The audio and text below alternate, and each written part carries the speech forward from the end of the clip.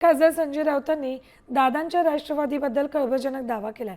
तटकरे पटेल दादांचे सहकारी होते, मात्र सुनेत्रा पवारांचे सहकारी असतील असं नाही, असं विधान त्यांनी केलंय.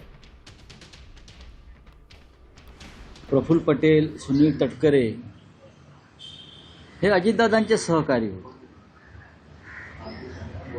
नव्या रचनेमध्ये सुनित्राताई पवारांचे ते सहकारी असतीलच असं नाही, आणि त्यांच्या पक्षाच्या अंतर्गत बाबींवरती दुसऱ्या पक्षांना का बोलावं हा माझा कायम प्रश्न आहे. त्यांनी काय पत्र लिहिलं हा त्यांचा प्रश्न. त्यांनी पत्रामध्ये कोणाला पदं दिली किंवा कोणती पदं रद्द केली हा त्यांचा प्रश्न आहे. भविष्यामध्ये हा पक्ष 25 ते 30 आमदारांसह भाजपामध्ये विलीन होईल. त्याचं नेतृत्व कोणाकडे असेल ते मी आत्ता सांगत नाही तुम्हाला.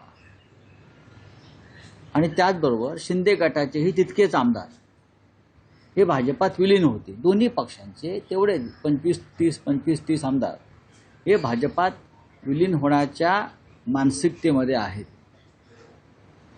फक्त त्यांना काही काळ वेट अँड वॉच थांबण्यास सांगितलं.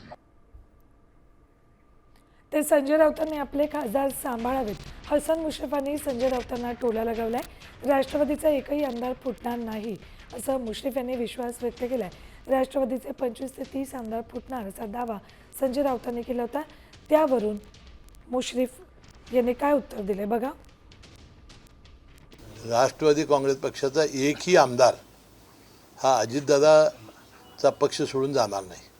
एकही आमदार.